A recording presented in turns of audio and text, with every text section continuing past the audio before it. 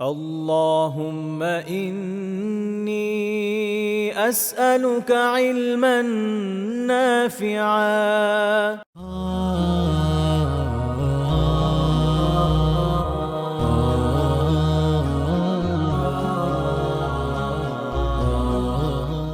السلام عليكم ورحمة الله وبركاته. الحمد لله والصلاة والسلام على رسول الله وعلى آله وصحبه ومن والاه أما بعد.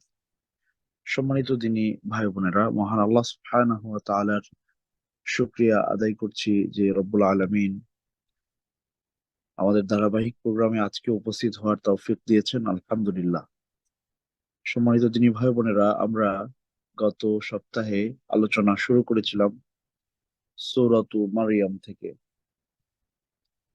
যেখানে আল্লাহ সুবহানাহু ওয়া তাআলা সূরার শুরুতেই জাকারিয়া আলাইহিস সালাতু ওয়াস সালামের প্রতি যে অনুগ্রহ করেছেন সেটার একটা ব্যাখ্যা, সেটার একটা আলোচনা এবং সেই ঘটনার উল্লেখ তিনি সেখানে করেছেন।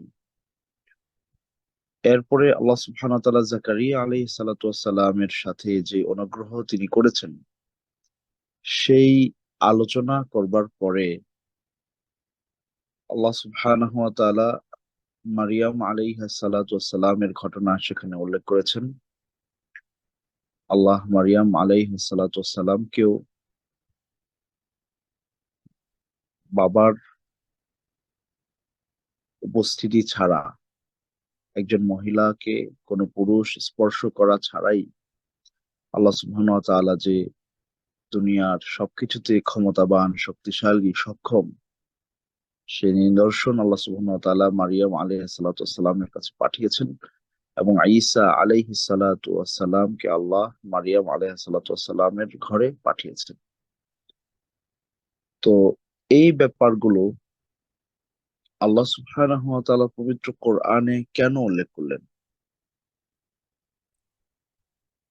আল্লাহ রাসূল সাল্লাল্লাহু আলাইহি ওয়াসাল্লাম যে সমাজের মানুষের কাছে এসেছিলেন তারা সবাই কাফের ছিল না। কাফেরদের একটা বড় গোষ্ঠী ছিল,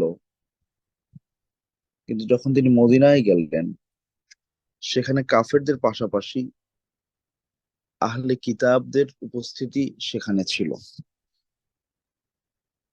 আহলে কিতাব বলতে ইয়াহুদি এবং নাসারা, যারা তারা, তাদের উপস্থিতি সেখানে ছিল।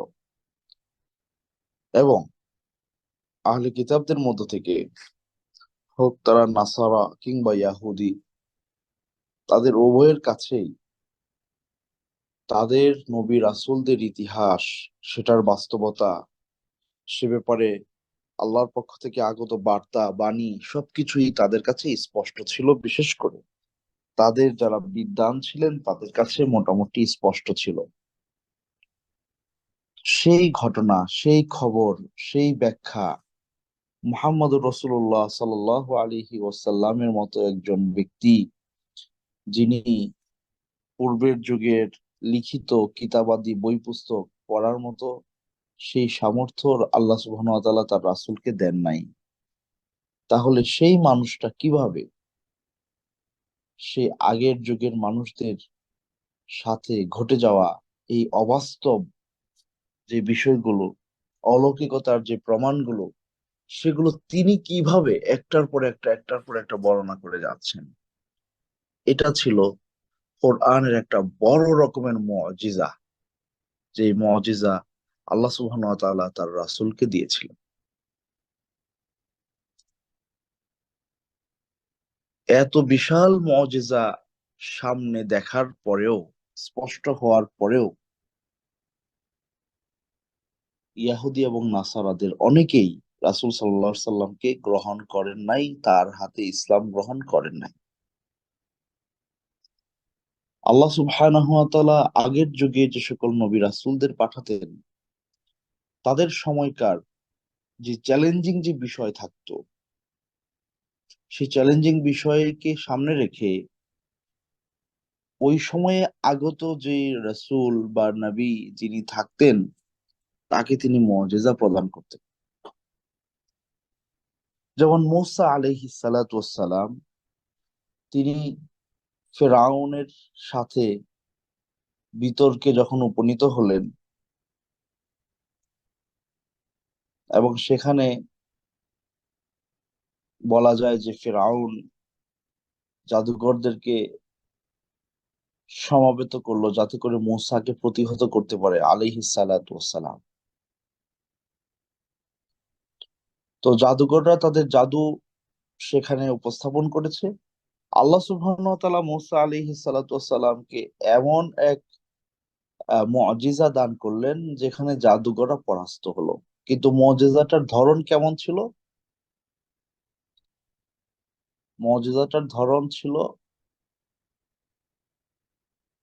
জাদুঘরদের জাদুকে পরাস্ত করার মতো, বা জাদুর জাদুকে পরাস্ত করার জন্য এর চেয়ে বড় কিছু। সেখানকার যারা জাদুকর ছিল তারা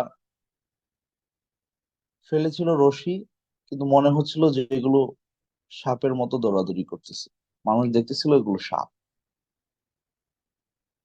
আল্লাহ সুবহানাহু ওয়া তাআলা মূসা আলাইহিস সালাতু ওয়াসসালামের কাছে যে লাঠি ছিলেন সেটাকে নিক্ষেপ করতে বললেন এবং সেটা সাপ হয়ে গেল। সেটা এত বড় সাপ হলো যে ওই সবগুলোকে একেবারে গিলে খেয়ে ফেললো। এগুলো দেখে মানুষ বিশ্বাস করলো যে এটা আসলে, জাদুর তো একটা লিমিটেশন থাকে, এটা এমন একটা কিছু যেখানে সকল জাদু পরাস্ত। তখন জাদুকররা সহই ইসলাম গ্রহণ করলো।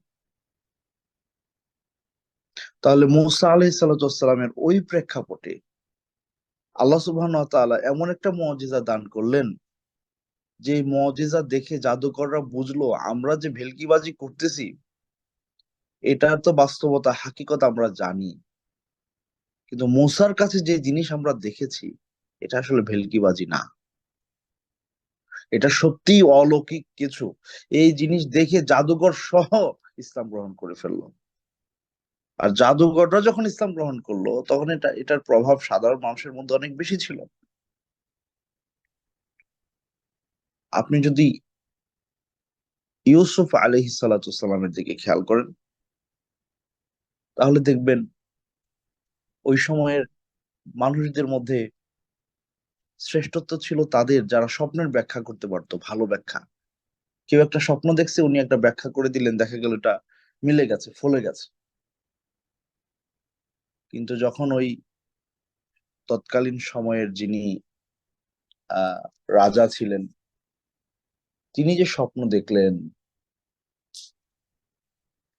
সেই স্বপ্নের ব্যাখ্যা যখন তিনি জানতে চাইলেন,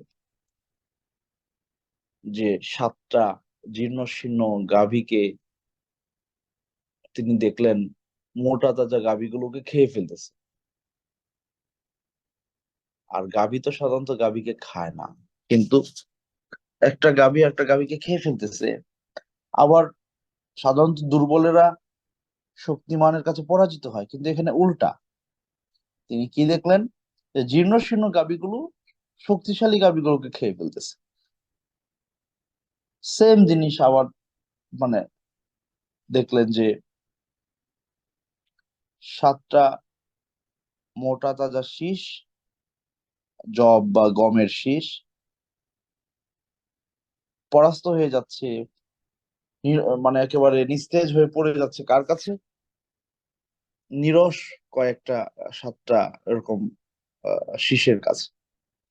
সো এই স্বপ্ন দেখার পরে তিনি বুঝতে পারলেন যে এটা আমার রাজ্যের সাথে সম্পৃক্ত কোনো একটা ব্যাপার, যেটা সৃষ্টিকর্তা আমাকে জানাতে চান। এটার যথাযথ ব্যাখ্যা আমার জানা দরকার। তখন এই কথা যখন তিনি তার ওই সময়কার যারা স্বপ্নের ব্যাখ্যা করতো তাদের কাছে জানতে চাইলেন, তারা বললো আদগাস ও আহলাম, এটা আপনি ঘুমের ঘরে যা ইচ্ছা তা দেখছেন, মানুষ কত কিছুই দেখে, আপনিও দেখছেন। কিন্তু উনি বুঝতে পারলেন ব্যাপারটা তা নয়, কারণ এক রাতের বিষয় না, পরপর 2 রাত বা 2বার তিনি একই ধরনের স্বপ্ন দেখলেন। এবং স্বপ্ন শুনে মনে হয় এটা আসলে কোনো অর্থ বহন করে। যখন তারা অপারগ হলো, ওই রাজ্যের ওই রাষ্ট্রের যারা বড় বড় স্বপ্নের ব্যাখ্যা করার মতো যোগ্যতা সামর্থ্য ছিল, তারা যখন অপারগ হলো, তখন আল্লাহ সুবহানাহু ওয়া তাআলা ইউসুফ আলাইহিস সালাতু ওয়াস সালামের কাছ থেকে এমন ব্যাখ্যা তাদেরকে শোনালেন যেটা বাস্তবিক অর্থেই ওই সময়ের জন্য প্রযোজ্য ছিল। এবং তিনি বললেন যে আগামী 7 বছর তোমরা ভালোভাবে চাষাবাদ করো, ভালো ফল ফসল হবে। এরপরে আসবে এমন 7 বছর যে দুর্ভিক্ষের 7 বছর, ওই 7 বছর আগের সবকিছুকে একেবারে শেষ করে দিবে। তো সেটার জন্য ওইভাবে প্রস্তুতি গ্রহণ করতে হবে, যাতে করে ওই ওই দুর্ভিক্ষের 7 বছর তোমরা কোনোভাবেই মানে ঝামেলায় না পড়ো, দুর্ভিক্ষ তোমাদেরকে গ্রাস করতে না পারে। ওই জীর্ণ শীর্ণ ওই যে অবস্থা, সেটা যেন ভালো অবস্থাকে নষ্ট করে না দিতে পারে, এটার জন্য প্রতিরোধমূলক ব্যবস্থা গ্রহণ করতে হবে। এবং সেই ব্যবস্থা আল্লাহ তাকে শিখিয়েছিলেন। তাহলে ওই সময়ের মানুষেরা যখন দেখলো, ওই সমাজের মানুষেরা যখন দেখলো যে ইউসুফ আলাইহিস সালাতু ওয়াস সালাম তিনি এমন একটা কাজ সম্পাদন করছেন, যেটা আসলে ওই সময়কার গুরুত্বপূর্ণ ব্যক্তিবর্গ, হ্যাঁ, যারা ওই সময়ে খুবই নামকরা স্বপ্নের ব্যাখ্যাকারক ছিল, তারা অপারগ হয়ে গেছে। কিন্তু উনি উনি উনি ওনার পক্ষে এটা খুব সহজেই পসিবল। উনি আরো এমন অনেকগুলো ব্যাখ্যা তার করেছেন, সেগুলো বাস্তবে ফলেছে মানুষের চোখের সামনে, এটা স্পষ্ট। তখন মানুষ বুঝতে পারলো যে এটা আসলে অলৌকিক কিছু, এটা বাস্তবতা চেয়ে ভিন্ন কিছু জিনিস, যেটা আল্লাহ প্রদত্ত। তখন অধিকাংশ মানুষই ওনার হাতে ইসলাম গ্রহণ করলেন। তো আল্লাহ রসুল সাল্লাল্লাহু আলাইহি ওয়াসাল্লামের কাছে ইহুদি এবং নাসারাদের, তাদের বংশের মানুষদের, তাদের গোষ্ঠীর মানুষদের, তাদের পূর্বপুরুষ যারা, জাকারিয়া আলাইহিস সালাতু ওয়াসসালাম, মারিয়াম আলাইহাস সালাম, তারপরে ঈসা আলাইহিস সালাম, এরা সবাই তো ওনাদের পূর্বপুরুষ। ইহুদি খ্রিস্টান যারা, তাদের পূর্বের সময়কার মানুষ, তাদের বংশের মানুষেরা, তাদের মধ্যে যারা গণ্যমান্য ব্যক্তি, তাদের মধ্যে যারা আল্লাহর খুব কাছের নৈকট্যপ্রাপ্ত বান্দা বান্দি, এটা তারাও মানে। তাদের ব্যাপারে, তাদের জীবনে ঘটে যাওয়া এমন গুরুত্বপূর্ণ কিছু ব্যাপার, যেগুলো আরবে মোহাম্মদুর রাসূলুল্লাহ সাল্লাল্লাহু আলাইহি সাল্লামের কাছে সেই ঘটনা কেউ বর্ণনা করার মতো নাই, এমন ঘটনা সবিস্তারে একটার পর একটা এইভাবে তিনি বলে যাচ্ছেন। এটা ছিল ইহুদি এবং নাসারাদের জন্য বড় রকমের শিক্ষার জায়গা, যে আসলেই তো আমরা যেখানে অপারগ হচ্ছি, এখানে এই মানুষটা কিভাবে আমাদের মহা মানবদের ব্যাপারে এত চমৎকার করে কথা বর্ণনা করতে পারে। তার মধ্যে কোনো হিংসা নাই, বিদ্বেষ নাই, সাবলীল ভাবে বর্ণনা করে যাচ্ছেন। কিন্তু তারা রাসূল সাল্লাল্লাহু আলাইহি সাল্লামকে মানলেন না, অধিকাংশরাই মানলেন না।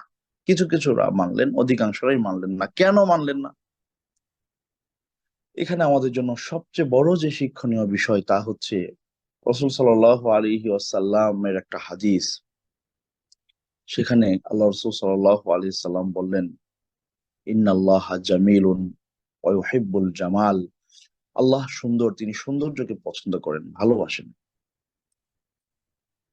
আরেক হাদিস আল্লাহ রাসূল বললেন, ইন্নাল্লাহা ইউহিব্বু আইয়ারা আসারা নিআমিহি আলা আবদি। আল্লাহ চান, আল্লাহ বান্দাকে যে নিয়ামত দিয়েছেন, সেই নিয়ামতের বহিঃপ্রকাশ বান্দা তার কাজের মাধ্যমে ঘটাক। যাকে আল্লাহ রিজিক দিয়েছেন, সেই রিজিকের বহিঃপ্রকাশ সে তার আহ চলাফেরায় প্রকাশ করুক। এটা আল্লাহ দেখতে পছন্দ করেন, সৌন্দর্য গ্রহণ করুক। তখন একজন সাহাবী বললেন যে, ইয়া রাসূলুল্লাহ, এটা কি, এই ধরনের ব্যাপারগুলো কি অহংকার, যে আমি একটু ভালো জুতা পরবো, জামা পরবো?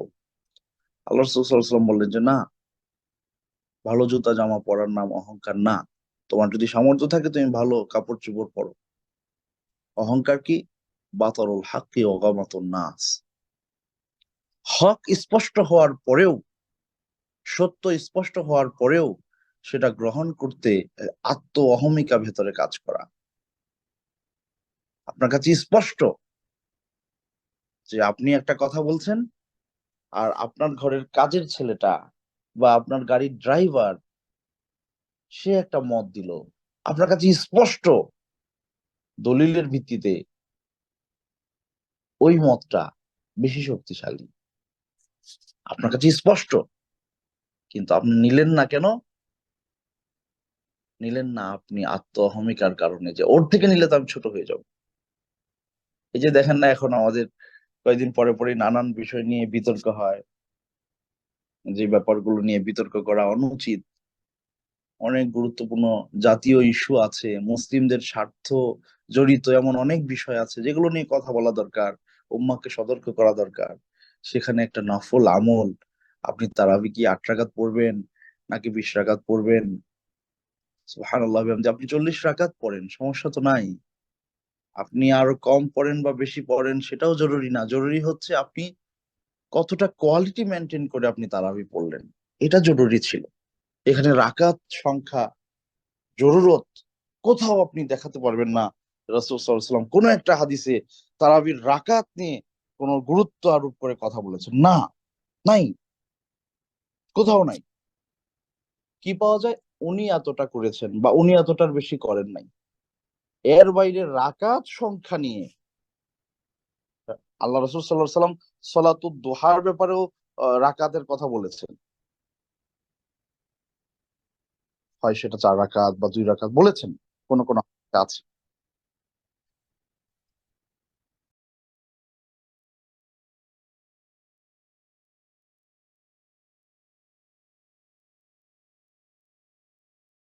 জি, আহ, শাইখের নেটের প্রবলেমের কারণে বের হয়ে গেছে। ইনশাল্লাহ আশা করি শীঘ্রই জয়েন করবেন।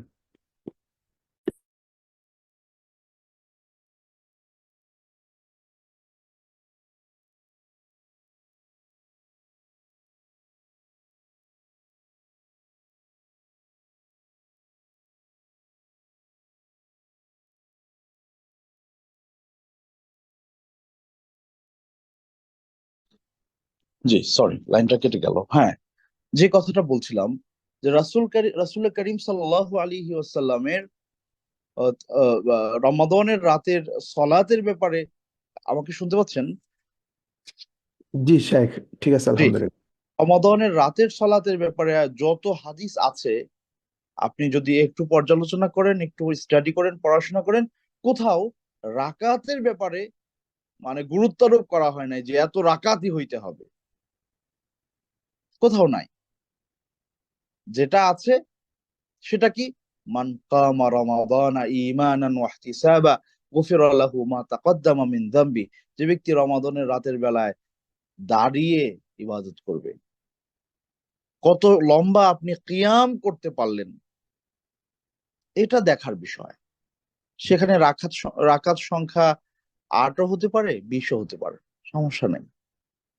এই ব্যাপারে প্রশস্ততা আছে। তো যে ব্যাপারে দিনের মধ্যে প্রশস্ততা আছে, সেটা আপনি এক পক্ষে কথা বলে একটাই সঠিক বলবেন, এই ধারণাটাই তো ভুল, এই চিন্তাটাই তো ভুল। হ্যাঁ, কোনোটা বেশি শক্ত, কোনোটা কম শক্তিশালী, এমনটা হইতে পারে, কিন্তু একটাই সঠিক এই মাসালায় বলা কঠিন। কারণ রাসূল সাল্লাল্লাহু আলাইহি ওয়াসাল্লামের কর্মগত আমলে দেখা যায় 11 বা 13-র বেশি তিনি করেন নাই, কিন্তু মৌখিকভাবে তিনি অনুমোদন দিয়ে রেখেছেন সলাতুল লাইলি মাসনা মাসা, রাতের নামাজ 2 রাকাত 2 রাকাত করে। ফাইদা খাশিয়া আহাদুকুমুস সুবহা ফালিয়ুসাল্লি রাকাআতান তুতিরু লাহু মা ক্বাদ সাল্লা, সহিহ মুসলিমের হাদিস। যে দুই দুই করে আপনি পড়তে থাকবেন, যখন ভাববেন যে ফজর হয়ে যাবে বা ফজর হয়ে যাচ্ছে যাচ্ছে ভাব, তখন আপনি ভিতির আদায় করে এগুলোকে বেজর করে দেন। তুতিরু লাহু মা ক্বাদ সাল্লা, আপনি যা পড়েছেন দুই দুই করে, সেটা হোক না 40, হোক না 20, হোক না 8, সমস্যা নাই। তো এগুলো নিয়ে আমরা বিতর্ক করছি। যাই হোক, আমি যে কথাটা বলতে চাচ্ছিলাম, তারপরেও দেখেন, উভয় পক্ষের কাছে কথাবার্তা শুনে সবাই তো জ্ঞানী মানুষ, স্পষ্টতা হয়েছে কমপক্ষে এতটুকু যে কার মতটা বেশি শক্ত, কার দলিলটা বেশি শক্ত। তারপরেও আরেক পক্ষ কিন্তু সেটাকে সত্য হিসেবে মানবে না, এটাও কিন্তু অহংকার। আমি কোন পক্ষ সঠিক বলেছে আর কোন পক্ষ ভুল বলেছে সেদিকে আমি যাচ্ছি না, বাট যারা বিতর্ক করেছে ওই দুই ব্যক্তি, তাদের কাছে মোটামুটি ভেতরে ভেতরে স্পষ্ট যে কোন মতটা বেশি শক্ত। তো এইটা স্পষ্ট হওয়ার পরেও যদি তিনি ওই মতটাকে গ্রহণ করতে আত্মমর্যাদায় লাগে, তাহলে বুঝতে হবে এটা অহংকারের অংশ, এটা ভালো গুণ না, এটা মুসলিমদের গুণ না। এই ধরনের স্বভাব মুসলিমদের ছিল না, এই ধরনের স্বভাব ছিল হচ্ছে ইয়াহুদি এবং খ্রিস্টানদের, যে কথা আমরা বলতেছিলাম এতক্ষণ, যে তাদের কাছে একেবারেই স্পষ্ট হলো যে আমাদের আমাদের গোষ্ঠীর, আমাদের বংশের, আমাদের পূর্বপুরুষদের মধ্য থেকে যাদেরকে আল্লাহ সুবহানাহু ওয়া তাআলা এত এত রহমত নাজিল করলেন, তাদের উপরে এমন অসম্ভব ব্যাপারগুলো তাদের জীবনে আল্লাহ বাস্তবতায় রূপ দিয়ে দিলেন, আর সেই ঘটনাগুলো আমাদের কিতাবাদিতে লেখা আছে। এগুলো মুহাম্মদুর রাসূলুল্লাহ সাল্লাল্লাহু আলাইহি সাল্লাম এগুলো মুখ দিয়ে বলার কথা না, উনি এগুলো জানেন না, কিন্তু এগুলো এখন উনি সবিস্তারে বর্ণনা করছেন পুঙ্খানুপুঙ্খ রূপে। তাহলে এটা অবশ্যই বিশ্বাস করা উচিত এই বাণীগুলো আল্লাহর পক্ষ থেকে ওনার কাছে আসছে। তারপরেও তারা রাসূল সাল্লাল্লাহু আলাইহি সাল্লামকে রাসূল হিসেবে গ্রহণ করেন নাই। কেন গ্রহণ করেন নাই? অহংকারের কারণে। সুতরাং সম্মানিত দিনী ভাই বোনেরা, এটা সবচেয়ে বড় শিক্ষা, যে অহংকার হচ্ছে ওই জিনিস, হক স্পষ্ট হওয়ার পরে, সত্য স্পষ্ট হওয়ার পরে, সঠিক স্পষ্ট হওয়ার পরে আখাযাতুল ইজ্জাতু বিল ইজম, আত্ম অহমিকার কারণে আপনি সেটা নিলেন না। এটাই হচ্ছে অহংকার। এটাই হচ্ছে অহংকার। এই অহংকার করা মুসলিমদের বৈশিষ্ট্যের মধ্যে নাই। এই অহংকার ইহুদি নাসারাদের স্বভাব। দেখেন, এই কথাটা আমি হয়তো আগেও কোনোদিন কোনো আলোচনায় বলেছি, যে কেন ইহুদি খ্রিস্টানদের সাথে আমাদের, মানে তারা এত বেশি অহংকারী কেন? আল্লাহ সুবহানাহু ওয়া তাআলা ইব্রাহিম আলাইহিস সালাতু ওয়াস সালামের দুই পরিবারের মধ্যে সারা আলাইহাস সালামের যে বংশধারা, সেখানে আল্লাহ সুবহানাহু ওয়া তাআলা ইসহাক আলাইহিস সালাতু ওয়াস সালামকে পাঠিয়েছেন। এটাও ছিল ইব্রাহিম আলাইহিস সালাতু ওয়াস সালামের জন্য এক বড় অলৌকিক ব্যাপার, যে তিনি বার্ধক্যে উপনীত হওয়ার পরে আল্লাহ সুবহানাহু ওয়া তাআলা ওনাকে সন্তান দান করেছেন। তো সেই পরিবারে বা সেই বংশে ইসহাকের পরে ইয়াকুব, ইয়াকুব আলাইহিস সালাতু ওয়াস সালামের এতগুলো সন্তান, তাদের মধ্য থেকে পরবর্তীতে মুসা, ঈসা আলাইহিস সালাম, তারপরে যে আলে ইমরান যাদের কথা আমরা বলছি, এই যে জাকারিয়া আলাইহিস সালাম, মারিয়াম আলাইহাস সালাম, আরো যা যা আছে সবাই কিন্তু শত সহস্র নবী রাসূল আল্লাহ সুবহানাহু ওয়া তাআলা ওই বংশে পাঠিয়েছেন। সো তাদেরকে আল্লাহ এত এত নবী রাসূল দিয়েছেন, এক পর্যায়ে তাদের ভাব এমন যে আমাদের বাইরে আর কেউ নবী হইতে পারে না, আমাদের বাইরে আর কেউ নবী হইতে পারে না। এই জিনিসটা ভালো না, এটা খুব খারাপ জিনিস। অনেক এরকম আছে, বিভিন্ন মতের বা পথের, কেউ হয়তো উনি আহলে হাদিস, কেউ হয়তো উনি হানাফি ঘরানার, হানাফি ঘরানার বাইরের কোনো আলেমকে উনি আলেমই মনে করেন না। না ভাই, এটা ভুল। আহলে হাদিস ঘরানার বাইরে আর কোনো আলেম থাকতে পারে এটা ওনার মনে হয় না, এটাও ভুল। এই স্বভাবগুলো আমাদের না, এগুলো থেকে আমাদের আসলে শেখা দরকার, বিনয়ী হওয়া দরকার। ইয়াহুদি নাসারারা ভেবেছিল যে হ্যাঁ, তাদের গ্রন্থে মুহাম্মদুর রাসূলুল্লাহ সাল্লাল্লাহু আলাইহি সাল্লামের ব্যাপারে যেই সুসংবাদ দেয়া আছে, সেটা তারা জানতো। সে সুসংবাদ ঈসা আলাইহিস সালাতু ওয়াস সালাম দিয়েছেন, পূর্বের তাওরাত ইনজিলে দেয়া আছে, তারা জানতো যে একজন আসবেন। কিন্তু তারা ভেবেছিল কি, তারা ভেবেছিল আমাদের বংশে যেহেতু সকল নবী রাসূল আসছে, ইসমাইল আলাইহিস সালাতু ওয়াস সালামের বংশে হাজারের সন্তান ইসমাইল, হাজার আলাইহাস সালাম, যাকে আমরা বিবি হাজেরা বলি, হাজার আলাইহাস সালাতু ওয়াস সালামের ঘরে হলেন ইসমাইল, এবং সেই বংশে আর কোনো নবী রাসূল আল্লাহ সুবহানাহু ওয়া তাআলা পাঠান নাই। সবশেষে মুহাম্মদ রাসূলুল্লাহ সাল্লাল্লাহু আলাইহি সাল্লামকে পাঠিয়ে সারা রাসূলদের শ্রেষ্ঠত্ব তাকে দান করলেন, এবং এর মাধ্যমে খতমে নবুওয়াত প্রতিষ্ঠিত হলো। এরপরে আর কোনো নবী রাসূল দুনিয়াতে আসবেন না, ওনার মাধ্যমে তিনি তাকে রাহমাতুল লিল আলামিন হিসেবে আল্লাহ স্বীকৃতি দান করলেন। এই এত বড় মহামানব ইসমাইলি আরবে চলে আসবে, এটা তারা মানতে পারে নাই। যে ঘটনাটা আমরা আগে একদিন হয়তো আলোচনায় বলেছিলাম, যখন আবু সুফিয়ান রাদিয়াল্লাহু তাআলা আনহু, তিনি তখন ইসলাম গ্রহণ করেন নাই, তিনি হিরাক্লিয়াসের দরবারে গিয়েছিলেন। সেখানে ওনার এবং হিরাক্লিয়াসের মধ্যে যে আপনার কথাবার্তা হয়েছিল, সেই কথাবার্তায় হিরাক্লিয়াসের কথা শুনে মনে হচ্ছিল কেমন যেন উনি ইসলামকে গ্রহণই করে ফেলেছেন, কিন্তু শেষ পর্যন্ত দেখা গেল তিনি বললেন যে আমি ভেবেছিলাম এই রাসূল তো আমাদের থেকে আসবে, আমাদের বংশে আসবে, কিন্তু এসে গেছে আমাদের সৎ ভাইয়ের বংশে।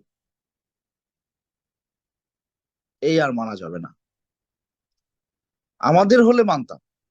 এই যে একটা স্বভাব, সম্মানিত দিনী ভাই বোনেরা, এই স্বভাবটা আমাদের আমাদের মধ্যে কেমন যেন ঢুকে গেছে।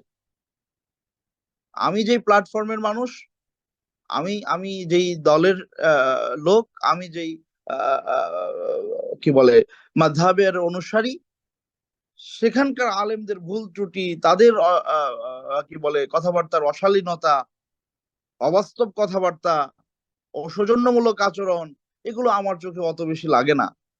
লাগলেও আমি এটাকে কটূক্তির সাথে প্রচার করি না। কিন্তু আমি যাদেরকে পছন্দ করি না এমন কোন দলের ব্যক্তি যদি কোনো কথা বলে, আর সেটাকে যদি আমি কোন রকম তিলকে তাল বানানোর সুযোগ পাই, সেটা আমি ছাড়ি না। এগুলো আমাদের স্বভাব না।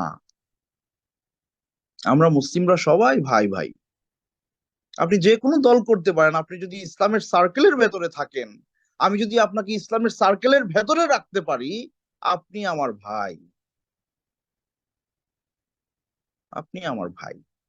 সুতরাং আমার ভাইয়ের সাথে যে আচরণ আমার করা দরকার, আমি আপনার সাথে সে আচরণটাই করব।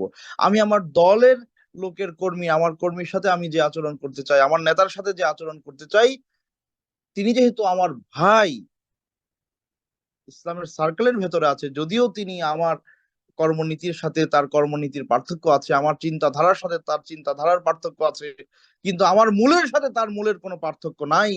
সুতরাং সে আমার ভাই, তাকে আমি ভালোবাসবো। এই জায়গাটা যদি আমরা শক্তিশালী করতে পারতাম, এই ভ্রাতৃত্বের জায়গাটা আপনি শক্তিশালী করতে যান, ভালো কথাটা বলেন, আপনাকে বলবে উনি হচ্ছে গোলালু, উনি সবখানেই মিশে। আজকে আপনি এই কথাটা বলতে পারতেন যদি এই হৃদ্যতা, এই আন্তরিকতা, এই ভালোবাসার প্রকাশ অমুসলিম কোনো ব্যক্তি আর মুসলিম কোনো ব্যক্তি দুজনের সাথে হইতো। যে ইসলামের ক্ষতি করতেছে একটা দল, ইসলামের বাইরে চলে গেছে তারা, আমার এই এই এই আন্তরিকতা, এই দরদ আজকে যদি কাদিয়ানীদের জন্য থাকতো, আজকে যদি কি বলে হিজবু কি নাম এটা, আহ, আহ, হিজবুত তাওহীদ। হিজবুত তাওহীদ, আজকে হিজবুত তাওহীদের জন্য থাকতো, তখন আপনি বলতে পারতেন এই লোক তো গোলালু, সে সবখানেই মিশে, এই লোক মুতালাউইন, বহুরূপী মানুষ, তখন আপনার কথার বাস্তবতা ছিল। কিন্তু আজকে আমি হয়তো তাবলিগ জামাতের ভাইকে ভালোবাসি, আমি হয়তো দেওবন্দি ভাইকে ভালোবাসি, আমি হয়তো জামাত ইসলামের ভাইকে ভালোবাসি, আমি হয়তো চরমোনাই ভাইকে ভালোবাসি, আমি হয়তো আহলে হাদিসের ভাইকে ভালোবাসি, তাদের আলেমদেরকে পছন্দ করি, ভালোবাসি, তাদের সত্য কথাগুলো, হক কথাগুলো আমি প্রচার করতে চাই। তখন আপনি আমাকে যদি বলেন এই লোকটা তো গোলালু মার্কা হুজুর, তাহলে এই কথার জন্য আপনি আল্লাহর কাছে ধরা খাবেন। তো এই যে স্বভাবগুলো, এই স্বভাবগুলো আমাদের না, এই বৈশিষ্ট্যগুলো আমাদের না, এই বৈশিষ্ট্যগুলো ওদের, যাদের কারণে এক পক্ষকে আল্লাহ বলেছেন গায়রিল মাগদুবি আলাইহিম ওয়ালাদ-দাল্লিন, এক পক্ষ লানত প্রাপ্ত, আল্লাহর গজব প্রাপ্ত ইহুদি, আরেক পক্ষ পথহারা নাসারা। এদের স্বভাব হচ্ছে সত্য স্পষ্ট হওয়ার পরেও না নেওয়া, নিজের ঘরানার লোকদেরকে, নিজেদের মধ্যে যারা আছে তাদের ছাড়া নিজেদেরকে শ্রেষ্ঠত্ব ভাবার বাইরে, এর বাইরেও শ্রেষ্ঠ কেউ থাকতে পারে, আল্লাহ তার উপরে রহম করতে পারেন, তাকেও নিয়ামতে ভূষিত করতে পারেন, এটা তারা মানতে নারাজ। এই জায়গায় আমাদের সবচেয়ে বড় শিক্ষা বর্তমান এই প্রেক্ষাপটে, সম্মানিত দিনী ভাইরা এবং প্রিয় বোনেরা যারা আমাদেরকে শুনছেন, আসেন আমরা আমাদের এই জায়গাগুলো সংশোধন করি। এই জায়গাগুলো সংশোধন দরকার। যতক্ষণ পর্যন্ত কোনো একজন ব্যক্তিকে আমি ইসলামের সার্কেলের ভেতরে রাখতে পারবো, তিনি আমার দিনী ভাই। আমি যেমন আমার বাবার সমালোচনা করতে আমার আত্মমর্যাদায় লাগে, আমার ভাইয়ের সমালোচনা করতে আত্মমর্যাদায় লাগে, এটা ইনডোরের বিষয়। আমি ঘরের ভেতরে আমার বাবাকে সমালোচনা করে, শ্রদ্ধার সাথে তার সমালোচনা করে তাকে শুধরে দিতে পারি। আমার ভাইয়ের প্রতি আন্তরিকতা দেখিয়ে তাকে ভালোবেসে, তাকে বড় ভাই হলে সম্মান দেখিয়ে, ছোট ভাই হলে স্নেহ করে তাকে আমি ঠিক করতে চাই। তার এই দোষটা আমি সমাজে বলে বেড়াবো না, এটা যেমন আমি বুঝি, সে আমার মুসলিম ভাই। এই জন্য দেখেন, এই জন্য আপনি দেখেন, যারা যারা সমালোচনায় যারা সমালোচনায় ইনসাফ করতে পারে না, নিজের দলের বাইরে যে কেউ হলেই তার সমালোচনায় তারা পঞ্চমুখ হয়, সমালোচনায় বেশি আগ্রহী হয়, জুলুমের পর্যায়ে তারা চলে যায়, দেখবেন ওই গ্রুপের মধ্যে বা ওই দলের মধ্যে 5টা 7টা 10টা গ্রুপ আবার তৈরি হয়ে গেছে। সবাই একই একই মাযহাবের বা একই দলের, একই মতের, সবাই হানাফি। এর মধ্যে দেখবেন এই হানাফিদের মধ্যেও এক পক্ষ আরেক পক্ষকে গালি দিচ্ছে। সবাই আহলুল হাদিস, সবাই আহলুল হাদিস। এরপরেও দেখবেন ওনাদের মধ্যে 5টা 7টা 10টা দল তৈরি হয়েছে, এক পক্ষকে আরেক পক্ষ ভালোবাসে না। এটা কেন হলো? কারণ ওই যে আপনি ইসলামের সার্কেল থেকে নিজেকে আপনি মানে সুপ্রতিষ্ঠিত একটা কি বলে মানে দলের সাথে নিজেকে প্রতিষ্ঠিত করলেন এবং আপনি ভাবলেন যে হকের উপরে আমরাই আছি, আমরাই আছি হকের উপরে, আমাদের দলের সবাই। অথচ এর বাইরেও হক আছে যারা ইসলামের উপরে রয়েছেন। তো এই জায়গায় আপনি জুলুম করলেন, একজন মুসলিমকে যে হক দেওয়া দরকার ছিল আপনি দিলেন না, এটাকে সীমাবদ্ধ করে ফেললেন নিজেদের মধ্যে। এই তখন আবার কিছুদিন পরে দেখা যায় যে নিজেদের মধ্যেও, এই যে নিজেদের মধ্যে ভালোবাসা রাখলেন, ওইখানেও আবার গ্রুপিং হচ্ছে। এটা বাস্তবতা, আপনি একটু চোখ খুলে তাকালে আপনি দেখবেন, হ্যাঁ আসলে সত্য। এই জন্য এই ধরনের স্বভাবগুলো থেকে আমাদের আসলে বের হয়ে আসা দরকার। আল্লাহ সুবহানাহু ওয়া তাআলা আমাদেরকে এই ব্যাপারগুলো বুঝার, আমলে আনার তৌফিক দান করুন। আল্লাহুম্মা আমিন। এমন যেন না হয়, সম্মানিত ভাই, প্রিয় বোনেরা, আগে আপনি দিন প্র্যাকটিস করতেন না, এখন দিন প্র্যাকটিস করতেছেন, দিন বুঝতে শুরু করেছেন, আর এমন একটা দলের সাথে আপনি যুক্ত হয়েছেন যে আপনি মনে করছেন ওই দল ছাড়া আর কোনো দলের উপরে হক নাই। তখন আপনি অন্য দলের লোকদের উপরে এমন ভাবে চড়াও হচ্ছেন, জ্ঞান দিয়ে বলেন, ইলম দিয়ে বলেন, আর যাই দিয়ে বলেন, এবং তির্যক মন্তব্য, বাজে কথা এবং অন্যের আত্মমর্যাদা নষ্ট করা সহ যা ইচ্ছে তা আপনি করে যাচ্ছেন। তাহলে লাভটা হইলো কি? আপনি আগেও দিনের বাইরে ছিলেন, আর এখন দিনের ভেতরে এসে দিনের বাইরের কাজ করছেন, কিন্তু আপনি মনে করছেন যে আপনি ইবাদতই করে যাচ্ছেন। এটা একটা ধোঁকা। এই জন্যে কারো আত্মমর্যাদায় আঘাত করা যাবে না। যতক্ষণ পর্যন্ত তিনি ইসলামের সার্কেলের ভেতরে আছেন, তার আত্মমর্যাদায় আঘাত করার অধিকার আমার নাই। এই যে বর্তমান সময়ে অনেকে ভাইরাল হওয়ার জন্য নানান কিছু করে, এগুলো আমাদের চোখের সামনে বোঝা যায়, আপনিও বুঝতেছেন, আমিও বুঝতেছি। উনি এই ধরনের কথাগুলো বলতেছে কেন? ভাইরাল হতে চায়, মানুষ দেখবে, জানবে, মাহফিলে দাওয়াত দিবে, মাহফিলে নিবে। হ্যাঁ, এই একটা মানে কি বলে যে আহ, নগদ আনন্দ, ফুর্তি, মজা, মনের এটা একটা খোরাক, ভালো লাগে, এটাই জীবন হয়ে গেছে এখন। অনেকেই বলতেছে, আপনিও বুঝতেছেন যে এই লোকটা এগুলো করতেছে ভাইরাল হওয়ার জন্য। আপনি তার কতটুকু সমালোচনা করতে পারেন? তার সমালোচনা করতে পারবেন, তার কর্মের সমালোচনাটুকু করতে পারবেন, কিন্তু আমরা কর্মের সমালোচনা না, কর্মের সমালোচনা না, আমরা এমন সমালোচনা করছি যেটা তার আত্মমর্যাদাকে নষ্ট করছে। এটাও কিন্তু ঠিক না। সে ভাইরাল হওয়ার জন্য এমন এমন কাজ করতেছে, এটা আপনার কাছে স্পষ্ট। ঠিক আছে, আপনি সেই কথাটা সমালোচনা করেন যে এই ধরনের কথাবার্তা যারা বলে তাদেরকে আমাদের উচিত না প্রমোট করা, উচিত না তাদের কে মাহফিলে নিয়ে আসা। সুন্দর, কোনো সমস্যা নাই, বলতে পারেন। কিন্তু আপনি ট্যাগ লাগাই দিলেন নানান নানান কথাবার্তা দিয়ে, যেটা তার আত্মমর্যাদায় আঘাত আঘাত করতেছে, তার ব্যক্তিত্বে আঘাত করতেছে, তার ব্যক্তিত্বকে নষ্ট করতেছে, ব্যক্তিগত আক্রমণে চলে গেছে। এটাও কিন্তু ঠিক না।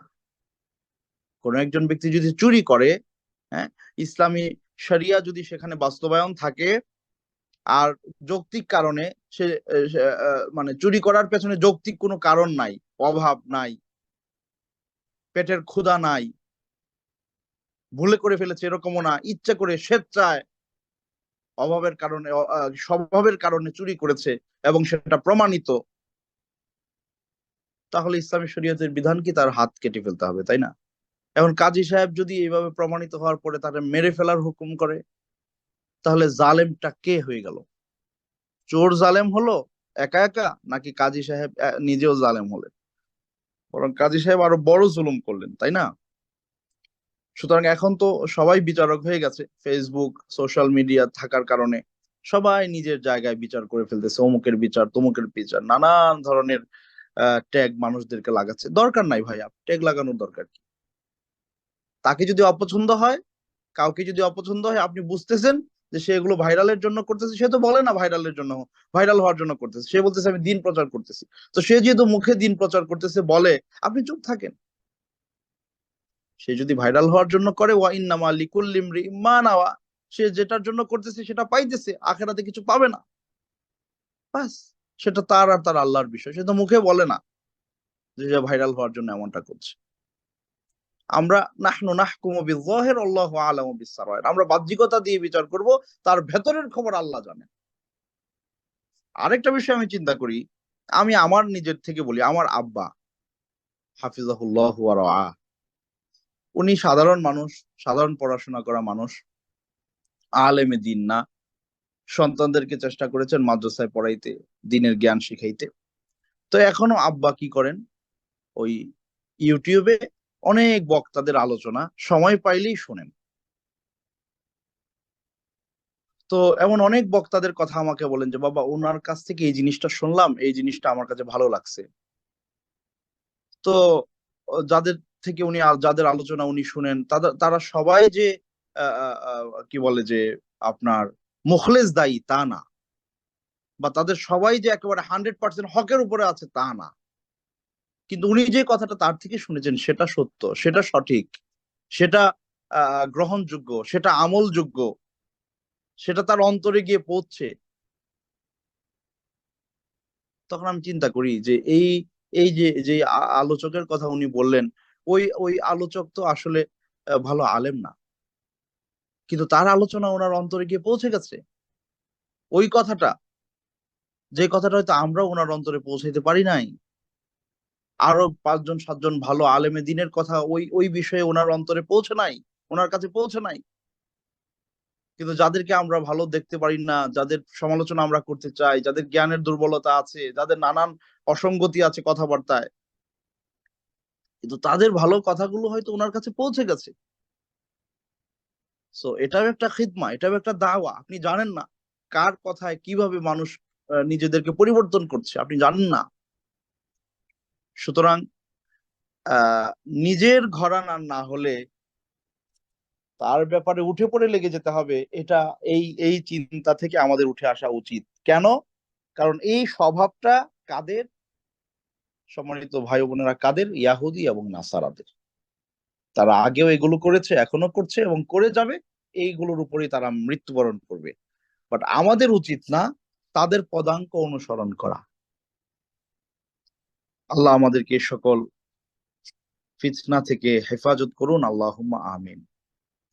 সম্মানিত দিনী ভাই বোনেরা, তাহলে সূরা মারিয়ামের গুরুত্বপূর্ণ যে একটা শিক্ষা এখন আমি বিস্তারিত আলোচনা করলাম, সেটা আমি কি বোঝাতে চাইলাম, যে এই সূরায় এমন এমন ঘটনা বর্ণনা করা হয়েছে যেগুলো ইয়াহুদি নাসারাদের মানবী যারা ছিলেন তাদের জীবন থেকে নেয়া গল্প, এবং তাদেরকে আল্লাহ সুবহানাহু ওয়া তাআলা যে অফুরন্ত নেয়ামত দিয়েছেন, যে মুজিজা তাদেরকে দিয়েছেন, যে সম্মান তাদেরকে দিয়েছেন, যে কারামত তাদেরকে দিয়েছেন, এমন এমন কিছু দিয়েছেন যা, যেই নিয়ামত গুলো দুনিয়ার অন্য কোনো মানুষকে দেন নাই।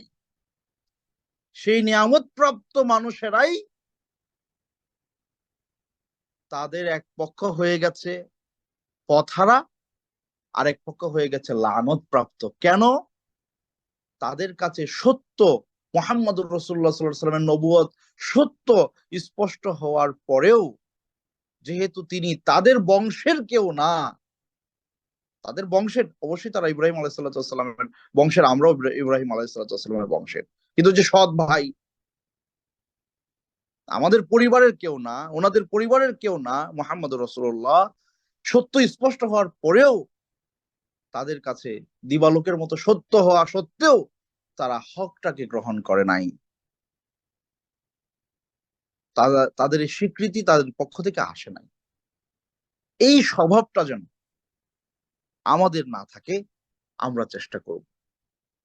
এই লানতপ্রাপ্ত ব্যক্তিবর্গ আর কি বলে পথহারা ব্যক্তিদের কাতারে আমরা প্রতিদিন আল্লাহর কাছে সূরা ফাতিহায় তো এই দোয়াটাই করি। এটাই আমাদের দিনের মূল মূল স্পিরিট, এটাই আমাদের, যে আল্লাহ আপনি এদের পথে আমাদেরকে পরিচালিত করেন না।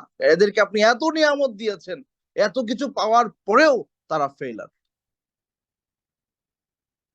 তাদের কাতারে আল্লাহ আপনি আমাদেরকে শামিল করেন না। সো আমরা যারা দিনের ভেতরে আছি, দিন প্র্যাকটিস করছি, দিন পালন করার চেষ্টা করছি, দিন মানার চেষ্টা করছি, দিন বোঝার চেষ্টা করছি, আমাদের উচিত কখনোই হবে না এই ধরনের আচরণ আমাদের মুসলিম ভাইদের সাথে করা, যেমনটা বর্তমান সময়ে সোশ্যাল মিডিয়াতে নানান ভাবে চর্চা হচ্ছে। এগুলো থেকে আমাদের বের হয়ে আসা উচিত এবং সত্য যেখানে আমরা পাবো সেই সত্যের সাথে আমরা থাকব। এই চেতনা আমরা লালন করব যে ইসলামের সার্কেলের ভেতরে যতগুলো প্ল্যাটফর্ম তৈরি হোক না কেন, এটা ওই ৭৩ দলের কি বলে যে আহ একটা দল, এই ধরনের কথা বলার কোনো সুযোগ নাই। ইসলামের ভেতরে যারা আছে তারা সবাই এক দল, হোক না সেটা আলাদা আলাদা প্ল্যাটফর্ম, কিন্তু তারা সবাই এক দল। অনেকে দেখবেন বলে যে নাজাত প্রাপ্ত দল তো একটা, আমি যেই আন্দোলনের সাথে আছি, আমি যেই দলের সাথে আছি, আমি যেই মাযহাবের সাথে আছি, এটাই হচ্ছে নাজাত প্রাপ্ত। না না ভাই, আপনি আগে এতটুকু স্বীকার করেন, আপনি যে বলতেছেন আপনার দলটাই নাজাত প্রাপ্ত, এটা না বলে আপনি এটা স্বীকার করেন তো আপনার দলের বাইরেও মুসলমান আছে। হ্যাঁ ভাই আছে। আপনি যদি আহলে হাদিস করেন, আপনি কি হানাফিদেরকে কাফের বলতে পারবেন? পারবেন না। আপনি যদি হানাফি হন, আপনি আহলে হাদিসের ভাইদেরকে কাফের বলতে পারবেন? পারবেন না। আপনি যদি জামাত ইসলাম করেন, তাবলিগের ভাইদেরকে কাফের বলতে পারবেন? পারবেন না। আপনি তাবলিগ করলে জামাত ইসলামের ভাইদেরকে কাফের বলতে পারবেন? পারবেন না। তাহলে আপনিই একমাত্র হক, ওই ৭৩ দলের হক দল, একটা দল যাবে জান্নাতে, ওইটাই আপনি, এটা বলা ভুল। আপনি বলেন আমরাও, আপনি বলেন আমার দলটাও, আমাদের দলটাও ওই একটার অধীনে আছে ইনশাআল্লাহ, এটা বলেন, সমস্যা নেই। কারণ আপনার প্ল্যাটফর্মের বাইরেও ওই এক দলের লোক আছে, যে একদল নাজাত প্রাপ্ত, যে একদল জান্নাতের দিকে যাবে। এরা সবাই মুসলিমদের সার্কেলের ভেতরে। এই চিন্তাধারাটা মানুষদেরকে যদি আমরা শিখাতে না পারি, আমাদের ভাই বোনদেরকে, তাহলে আমাদের আসলে অতটা ফায়দা দিন শিখে হবে না। এই তর্ক বিতর্ক, তারপরে কি বলে মারামারি আর কাদা ছোড়াছুড়ি, এগুলো থামবে না, কখনোই থামবে না। তো যাক, আল্লাহ সুবহানাহু ওয়া তাআলা আমাদেরকে এই কথাগুলো বোঝার এবং মানার তৌফিক দান করুন, আল্লাহুম্মা আমিন। আচ্ছা, এরপরে আমরা আলোচনা করছিলাম জাকারিয়া আলাইহিস সালাতু ওয়াস সালামকে আল্লাহ সুবহানাহু ওয়া তাআলা তার বার্ধক্যে উপনীত হওয়ার পরেও এবং তার স্ত্রী একেবারে বন্ধ্যা হয়ে যাওয়া, হ্যাঁ, একেবারে সন্তান লাভের আর কোনো আশা আকাঙ্ক্ষা কোনোভাবেই ছিল না, এবং তাদের সামর্থ্য মানে ওই অবস্থায় ওই বয়সে আর নাই, আশাও করা যায় না। ওই জায়গা থেকে ওই পাথরে ফুল ফোটানোর মতো কাজ আল্লাহ সুবহানাহু ওয়া তাআলা করলেন, এবং এই নিয়ামত আল্লাহ সুবহানাহু ওয়া তাআলা জাকারিয়া আলাইহিস সালাতু ওয়াস সালামকে দান করলেন। এবং যখন তাকে জানানো হলো, সুসংবাদ দেওয়া হলো আল্লাহর পক্ষ থেকে, যে ফেরেশতা এসে জানালেন যে তোমাকে আমরা একটা সন্তান দিচ্ছি, আল্লাহ একটা সন্তান দিচ্ছেন, যে সন্তানের নাম হবে ইয়াহইয়া।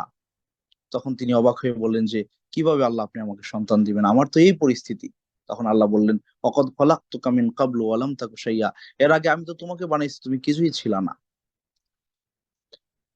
তো এখান থেকে আরেকটা গুরুত্বপূর্ণ জিনিস আমাদের শেখার বা জানা দরকার, আমি সেদিন প্রথম দিন আলোচনা করেছিলাম কিনা জানি না, সেটা আজকে বলছি, যে জাকারিয়া আলাইহিস সালাতু ওয়াস সালাম তিনি আল্লাহর কাছে যখন দোয়া করলেন, সেই দোয়ার জায়গাটা আরো শক্তভাবে কখন করলেন, যখন তিনি দেখলেন মারিয়াম আলাইহিস সালাতু ওয়াস সালামের কাছে শীতকালে গ্রীষ্মকালের ফল চলে আসতেছে, গ্রীষ্মকালে শীতকালীন ফল ফসল চলে আসতেছে আল্লাহর পক্ষ থেকে, এটা অবাস্তব।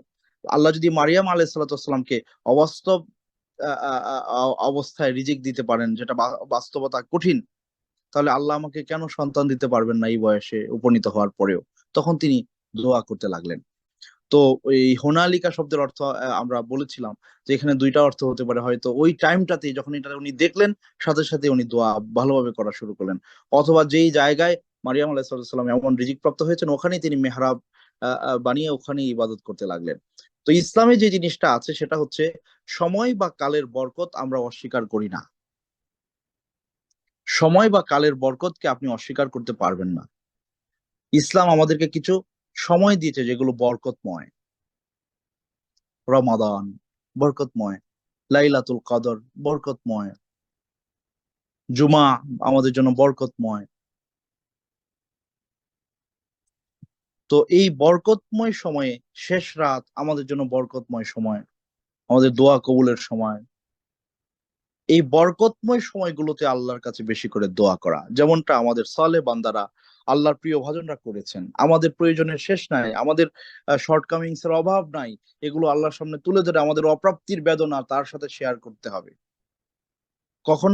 বরকতময় সময়ে। তাহলে বরকতময় সময় আছে, আবার কি আছে? বরকতময় স্থান। বরকতময় স্থান যেমন বাইতুল্লাহ, কাবা ঘর, মসজিদুল হারাম, মাকাম ইব্রাহিমের পাশে যেখানে আল্লাহ বলেছেন ওয়াত্তাখিযু মিন মাকাম ইব্রাহিমা মুসাল্লা। তারপরে কাবার হাজারে আসওয়াদ বরকতময়, জমজমের পানি বরকতময়। তারপরে বাইতুল্লাহর যেই অংশকে বলা হয় মুলতাজাম, হাজারে আসওয়াদের কর্নার থেকে কাবার যে দরজা সেটার আগ পর্যন্ত যে জায়গাটা, এটাকে বলা মুলতাজাম। সেখানে সাহাবায়ে কেরাম রাসূল সাল্লাল্লাহু আলাইহি সাল্লামকে দেখেছেন যে তিনি তার পুরা শরীর সেটে দিয়ে সেখানে দোয়া করেছেন। সো এই স্থানগুলোতে সুযোগ থাকলে এসে দোয়া করা। আরাফাতের ময়দান বরকতময় স্থান, মক্কা আল মুকাররমা বরকতময় স্থান, মদিনা আল মুনাওয়ারা বরকতময় স্থান, মসজিদুল আকসা বরকতময় স্থান। সুযোগ থাকলে ওই জায়গাগুলোতে গিয়ে আল্লাহর কাছে দোয়া করা, নিজের অপ্রাপ্তির কথাগুলো আল্লাহকে বলা। এই কাজগুলো আমাদের পূর্বের মানুষেরা করেছেন। জাকারিয়া আলাইহিস সালাম করেছেন, আমাদের পূর্বের নবী রাসূলরা করেছেন, মুহাম্মদুর রাসূলুল্লাহ সাল্লাল্লাহু আলাইহি সাল্লাম তিনিও করেছেন। আমাদেরও এই সময়গুলো নির্বাচন করে, এই স্থানগুলো নির্বাচন করে নিজেদের প্রয়োজনগুলো আল্লাহকে বলা, এটা একটা বড় শিক্ষা এখান থেকে আমরা পাই। এর পাশাপাশি আল্লাহ যেমন তার রাসূলকে পূর্বের নবী রাসূলদের এই ইহসানের গল্পগুলো শুনিয়ে উজ্জীবিত করেছেন, আমাদের দায়িত্ব আমাদের সন্তানদেরকে এই অসম্ভব গল্পগুলো তাদের অন্তকরণে এমন ভাবে ঢেলে দেওয়া যে তারা এইভাবেই অভ্যস্ত হয়ে বড় হবে যে আল্লাহ সুবহানাহু ওয়া তাআলার কাছে কোনো কিছু অবাস্তব না। এর ভুরি ভুরি উদাহরণ আল্লাহ কোরআনে দিয়ে রেখেছেন। তখন আত্মবিশ্বাস বেড়ে যাবে। দুনিয়ার কোনো কিছুতেই আপনি নিজেকে তখন মনে করবেন না যে আমি আল্লাহ আমাকে দিবেন না, আমাকে আল্লাহ কিভাবে দিবেন, এই চিন্তা কখনোই আসবে না। কেন আল্লাহ দিবেন না? আল্লাহ আমাকে কেন দিবেন না? অবশ্যই দিবেন। আমাকে তিনি দিবেন বিধায়ী তো আমাকে এই জ্ঞান অর্জনের তৌফিক দিচ্ছেন, আমাকে দিবেন বিধায়ী তো এই গল্পগুলো আমাকে শোনাচ্ছেন। এগুলো শুনিয়ে তাদেরকে উজ্জীবিত করা, তাদেরকে এইভাবে অভ্যস্ত করা যে তোমার জীবনের যত অপ্রাপ্তির বেদনা আছে তুমি আল্লাহকে বলো, তিনি সবকিছু দিতে পারেন এবং তিনি দিয়েছেন। ওয়াকাযালিকা নাজিজিল মুহসিনিন। আর আল্লাহ বলেছেনও, এভাবে আমি তো আমার মুহসিন বান্দাদেরকে আমি প্রতিদান দিয়ে থাকি। মাছের পেটে ইউনূস আলাইহিস সালাম ছিলেন, মাছ তাকে খেয়ে ফেলতে পারে নাই, মানে মেরে ফেলতে পারে নাই। আল্লাহ তাকে জীবিত রেখেছেন অন্ধকারের পরে, অন্ধকারে থাকার পরেও। আর সেখানে তিনি যে দোয়া করেছেন, আল্লাহ সেই দোয়ার বরকতে তাকে সেখান থেকে উদ্ধার করেছেন এবং সাথে সাথে এই কথাও বলে দিয়েছেন, এইভাবেই তো আমি আমার মুহসিন বান্দাদেরকে প্রতিদান দিয়ে থাকি। তাহলে আপনিও তো এরকম বড় মুসিবতে পড়লে, আপনার দুরারোগ্য ব্যাধি হয়েছে যে এই রোগ কেউ সারাতে পারবে না, কোনো ডাক্তারের শক্তি নাই এই রোগের চিকিৎসা করা, আপনি দৃঢ়ভাবে চিন্তা করেন যে আল্লাহ এটা ভালো করতে পারেন, এতে কোনো সন্দেহ নাই, কোনো সংশয় নাই। যে আল্লাহ ইউনূসকে মাছের পেটে জীবিত রেখেছেন, যে আল্লাহ জাকারিয়া আলাইহিস সালামকে বার্ধক্যে উপনীত হয়ে একেবারে থুরথুরা বুড়া হয়ে যাওয়ার পরে এবং স্ত্রী বন্ধা হয়ে যাওয়ার পরে, আল্লাহ তাকে সন্তান দিয়েছেন, সে আল্লাহ আপনার এই রোগ দূর করতে পারেন। সে আল্লাহ আপনার অপ্রাপ্তির বেদনা প্রাপ্তিতে ভরে দিতে পারেন। এই গল্পগুলো বেশি বেশি নিজে পড়া, নিজে শোনা এবং সন্তানদেরকে পড়ানো, সন্তানদেরকে শোনানো, যাতে করে এই পরিবেশটা আহ, আহ, আহ, আহ, মানে আমাদের মধ্যে বিস্তার করে, এই অনুভূতিটা আমাদের মধ্যে জাগরিত হয়। আমাদের দোয়ার জায়গাটা, আমাদের চাওয়ার জায়গাটা, আমাদের আল্লাহর কাছে দাবির জায়গাটা আরো জোরালো হয়। আল্লাহ সুবহানাহু ওয়া তাআলা আমাদেরকে তৌফিক দান করুন, আল্লাহুম্মা আমিন। সবশেষে একটা কথা বলে আমরা আজকের এই আলোচনা শেষ করব। আল্লাহ সুবহানাহু ওয়া তাআলা পবিত্র কোরআনে আরেকটা বিষয় এখানে উল্লেখ করেছেন। সেটা হচ্ছে, যখন আল্লাহ সুবহানাহু ওয়া তাআলা জাকারিয়া আলাইহিস সালাতু ওয়াস সালামকে সন্তানের সুসংবাদ দিলেন, তখন উনি বললেন যে ক্বালা রাব্বি ইজআললি আয়া। উনি বললেন যে হে আল্লাহ, আপনি আমাকে একটা নিদর্শন দেন, যে নিদর্শনের মাধ্যমে আমি বুঝতে পারবো যে আমার স্ত্রী হামেল বা প্রেগনেন্ট হয়েছে। তখন আল্লাহ সুবহানাহু ওয়া তাআলা তাকে বললেন যে আয়াতুকা আল্লাহ তুকাল্লিমান নাসা সালাসা লায়ালিন সাওয়িয়া, যে তুমি 3 দিন কারোর সাথে কথা বলবো না।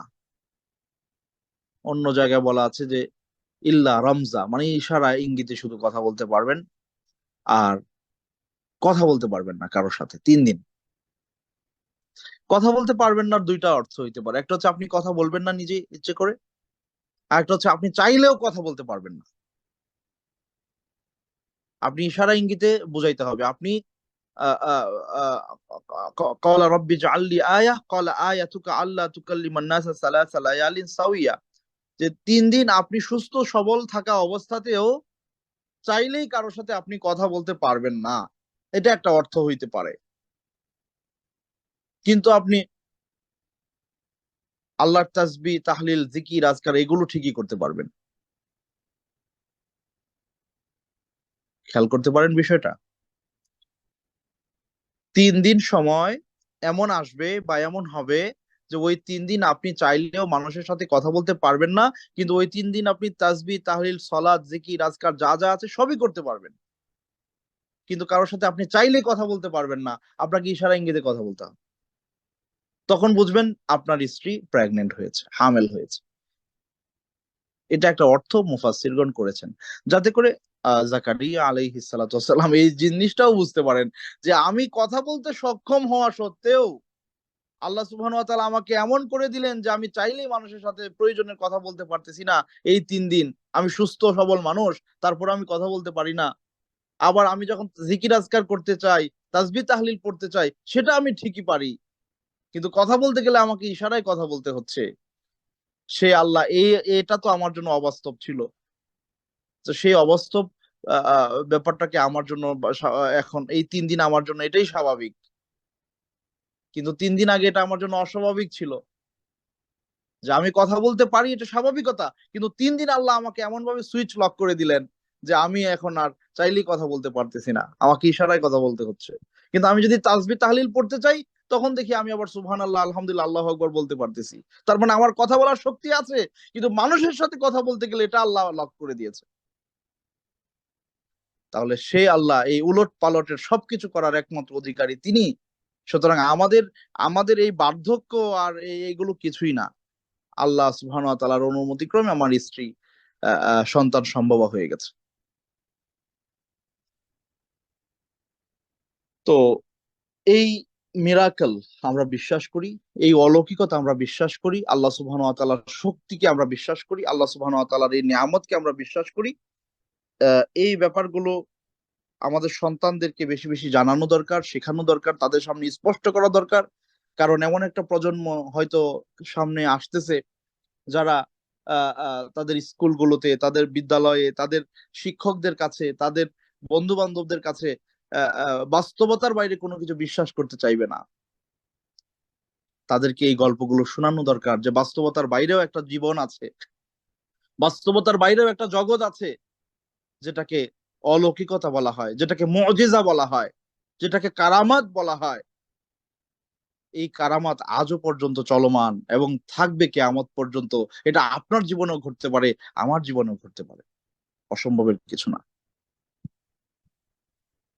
সো এই জ্ঞান আমাদের সন্তানদেরকে আমরা দিব ইনশাআল্লাহ। এতে করে আমরা একটা সুন্দর প্রজন্ম গড়তে পারবো। আল্লাহ সুবহানাহু ওয়া তাআলা আমাদেরকে সেই তৌফিক দান করুন। আল্লাহুম্মা আমিন। আজকে এখানেই আমরা শেষ করছি। আমরা আগামী দার্সে মারিয়াম আলাইহিস সালাতু ওয়াস সালামের গল্প দিয়ে শুরু করব। ওয়া মা তাওফিকি ইল্লা বিল্লাহ। ওয়া সাল্লাল্লাহু তাআলা আলা সাইয়্যিদিনা ওয়া নাবিয়িনা মুহাম্মদ। আসসালামু আলাইকুম ওয়া রাহমাতুল্লাহি ওয়া বারাকাতুহু। ওয়ালাইকুম আসসালাম রহমতুল্লাহ বারাকাতু। জাযাকুমুল্লাহ খাইর, আহসানুল্লাহ। আল্লাহ রাব্বুল আলামিন আমাদেরকে কথাগুলো বুঝার এবং মানার তৌফিক দান করুক। কারো কোনো প্রশ্ন থাকলে আমরা চেষ্টা করবো হ্যান্ড রাইজ করতে, বোনরা লেখা লিখিত দিলে ভালো হবে ইনশাআল্লাহ। এক ভাই প্রশ্ন করছেন শাহেখ, 1 নাম্বার, বাবা তার হজের ইহরামের কাপড়কেই মৃত্যুর পর কাফনের কাপড় হিসেবে ব্যবহার করতে বলেছেন, এটা করা কি জায়েজ হবে কিনা?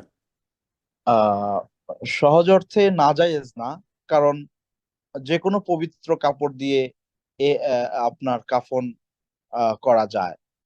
আর সাদা কাপড়ে কাফন এটা সুন্নাহ, সেক্ষেত্রে অসুবিধা নাই, করা যাবে। তবে এই চিন্তা থেকে করা যাবে না যে এই কাপড়ে আমি এহরাম বেঁধেছি, এই কাপড় দিয়ে যদি আমার কাফন হয়, কবরে আমি আলাদা কোনো ফ্যাসিলিটি পাবো, এই ধরনের চিন্তা করা যাবে না। আবার এটাকে সুন্নত বলার সুযোগ নাই, কেননা রাসূল সাল্লাল্লাহু আলাইহি ওয়াসাল্লামের যুগে কোন সাহাবায়ে কেরাম বা রাসূল সাল্লাল্লাহু আলাইহি ওয়াসাল্লাম নিজেও এই ধরনের ওসিয়ত করে গেছেন যে আমি যে কাপড়ে ইহরাম বেঁধেছি ওই কাপড়ে আমাকে কবর দিও। এই ধরনের কার্যক্রম রাসূল সাল্লাল্লাহু আলাইহি ওয়াসাল্লামের আমলে সাহাবারা কেউ করেন নাই।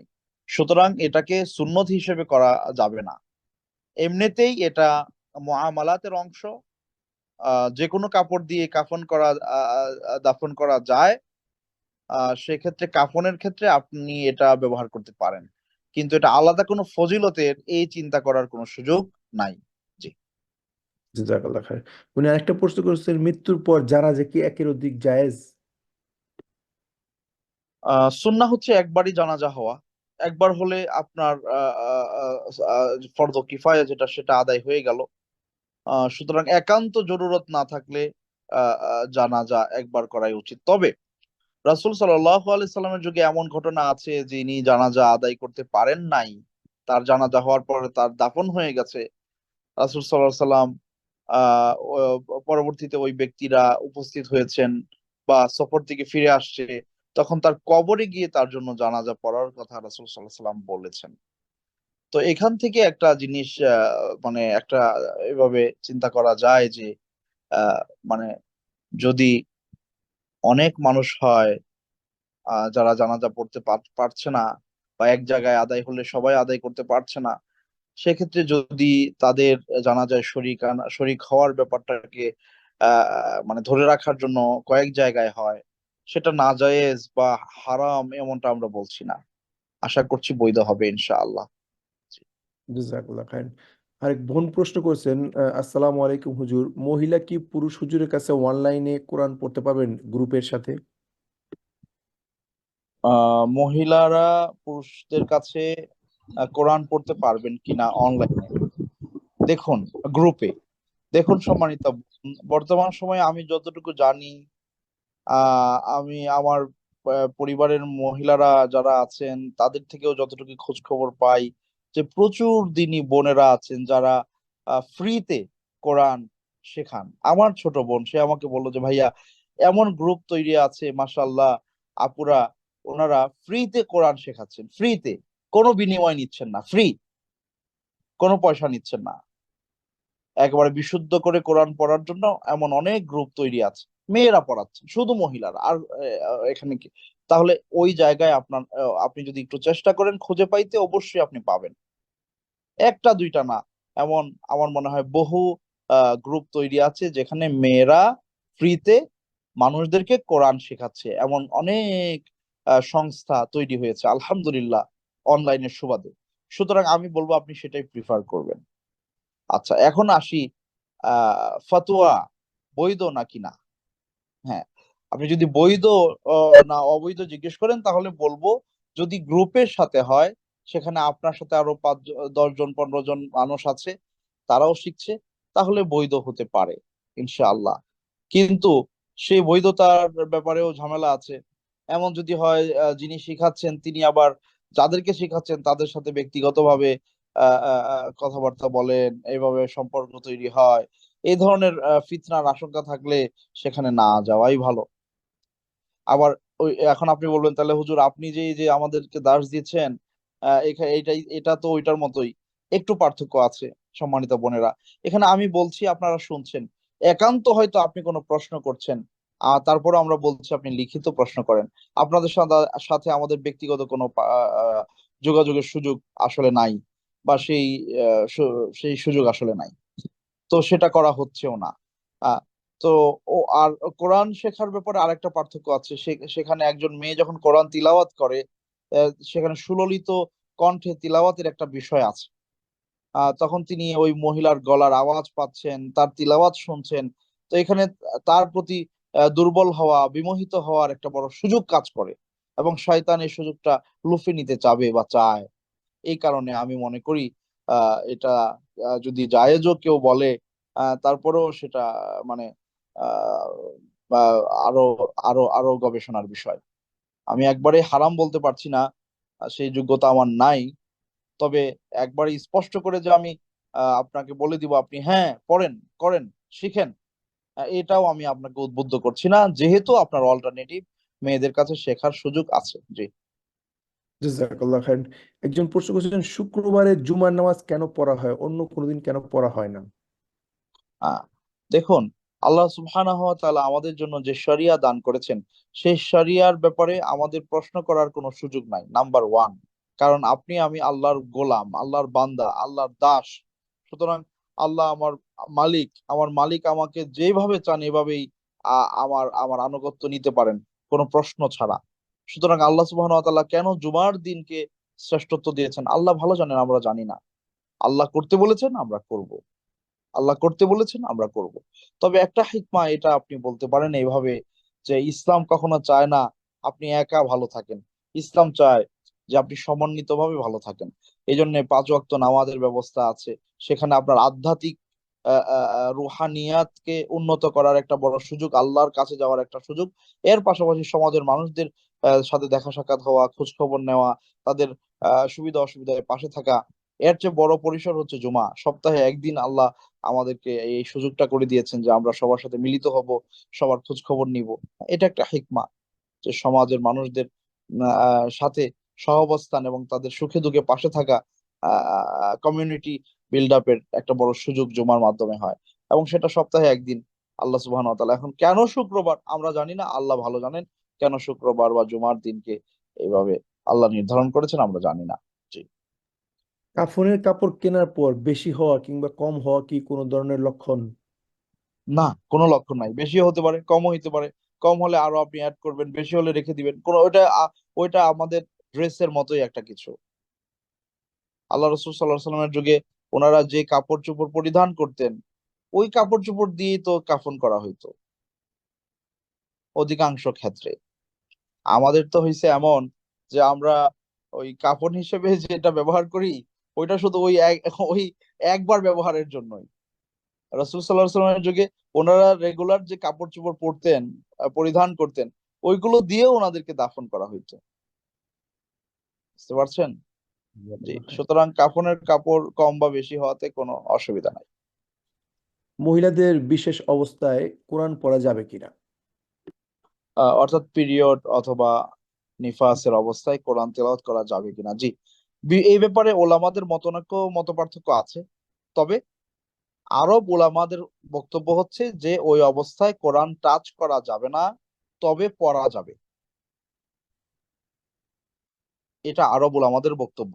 যদিও এই ব্যাপারে আমি বলেছি ওলামাদের মত পার্থক্য আছে, ইখতিলাফ আছে।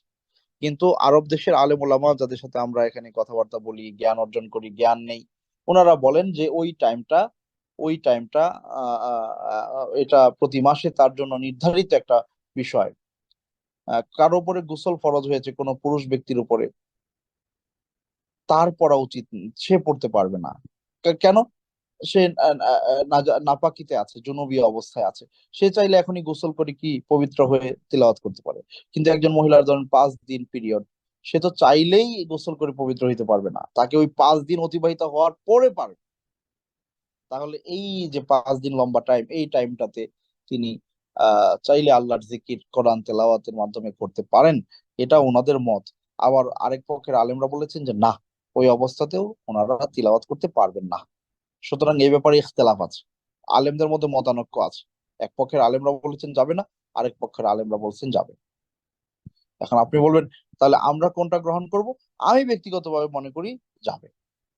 যারা বলেন যাবে আমি তাদের মতকে সাপোর্ট করি। জি। জাজাকাল্লাহ খায়ের। জি, মিফতা ভাই আনমিউট করবেন। জি, আসসালামু আলাইকুম মোহতারাম, আশা করি আপনি ভালো আছেন। আলহামদুলিল্লাহ ভালো আছি মোহতারাম। জি, আশা করি জি, আল্লাহ আপনাকে। জি। জি আলহামদুলিল্লাহ। আমাদের এরিয়ার পাশের এরিয়ায় আর কি প্রতি রমজানে তাহাজ্জুদের নামাজ হয় জামাতে। এখন এবার 30 রমজান 29 রমজানের দিন বা 30 রমজানের দিন একদিন পড়ছি অনেক ভয়ে ভয়ে, কি জানি বিদাত হয়ে যায় তাহাজ্জুদের নামাজ যদি জামাতে পড়ি।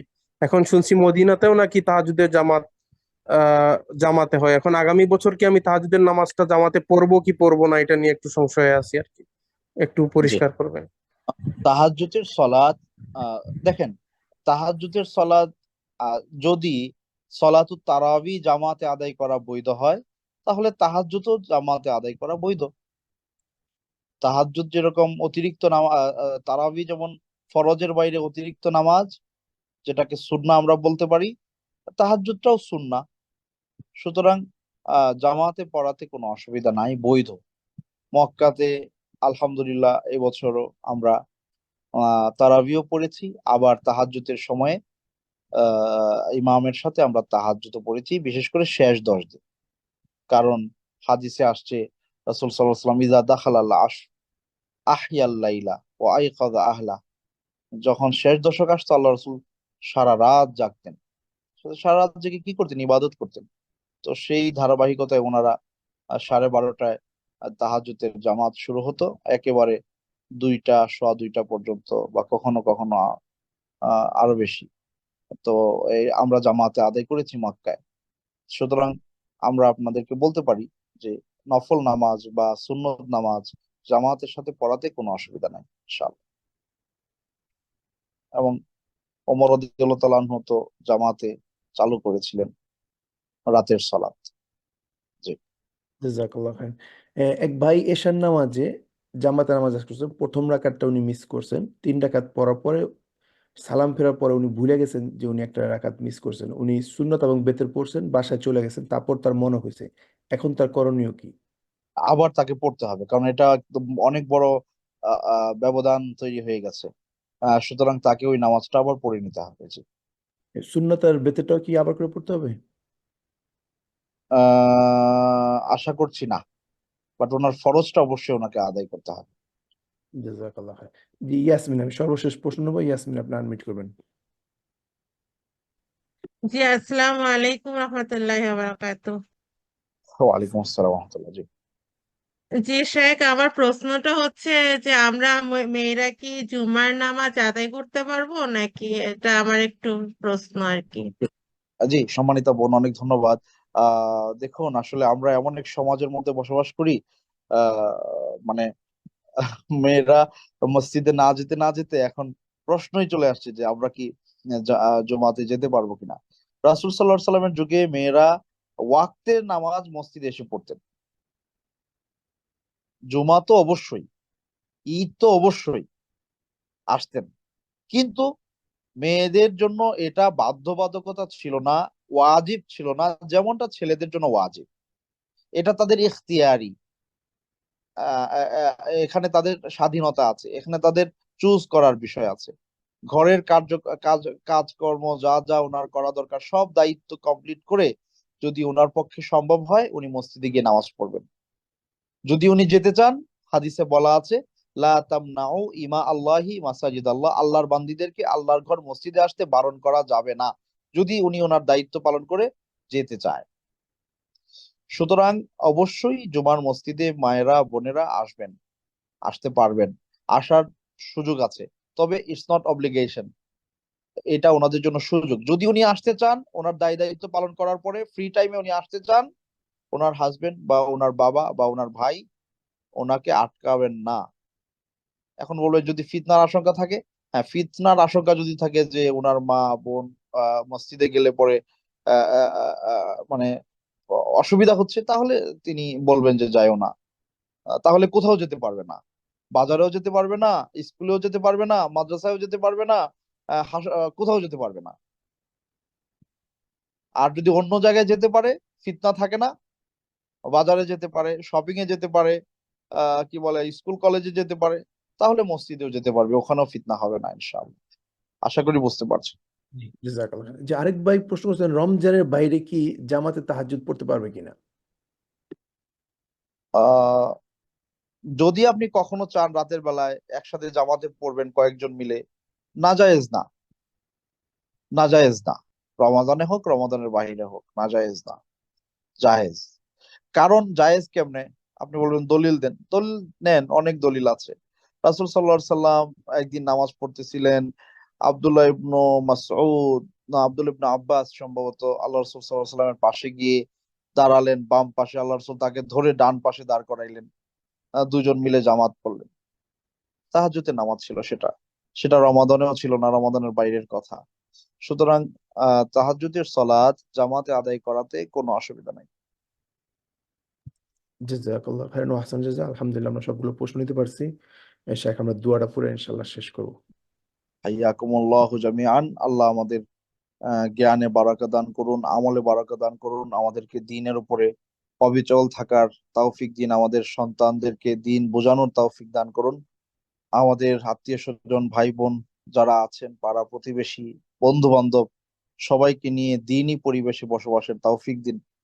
আল্লাহুম্মা আমিন। ওয়াসাল্লাল্লাহু তাআলা আলা সাইয়্যিদিনা ওয়া নাবিয়িনা মুহাম্মদ। আসসালামু আলাইকুম ওয়া রাহমাতুল্লাহ। সুবহানাকাল্লাহুম্মা ওয়া বিহামদিকা আশহাদু আল্লা ইলাহা ইল্লা আনতা আস্তাগফিরুকা ওয়া আতুবু ইলাইক। আসসালামু আলাইকুম। ওয়ালাইকুম আসসালাম ওয়া রাহমাতুল্লাহি ওয়া বারাকাতুহু। জি, ইনশাআল্লাহ আমাদের যারা লিখিত আর কিছু প্রশ্ন আছে এটা ইনশাআল্লাহ আমরা আগামী সপ্তাহে নিব। আমি রেখে দিচ্ছি ওইটা। ইনশাআল্লাহ আমাদের নিয়মিত ক্লাসগুলো শুরু হয়েছে এবং নতুন একটা ক্লাস আসতেছে, কোরআন বুঝার ক্লাস। ইনশাআল্লাহ আমরা অতি শীঘ্রই ঘোষণা দিব। আমাদের গ্রুপগুলোতে এবং পেজে নজর রাখবেন ইনশাআল্লাহ। কোরআন অনুধাবন ক্লাস, ওইটা যদি সম্পূর্ণ করা যায় 3 মাসে, তাহলে আমরা কোরআনের অন্তত 70% আমরা বুঝতে পারবো ইনশাআল্লাহ। আল্লাহ রাব্বুল আলামিন আমাদের সব ক্লাসগুলো অংশগ্রহণ করার তৌফিক দান করুন। আসসালামু আলাইকুম ওয়া রাহমাতুল্লাহি ওয়া বারাকাতুহু।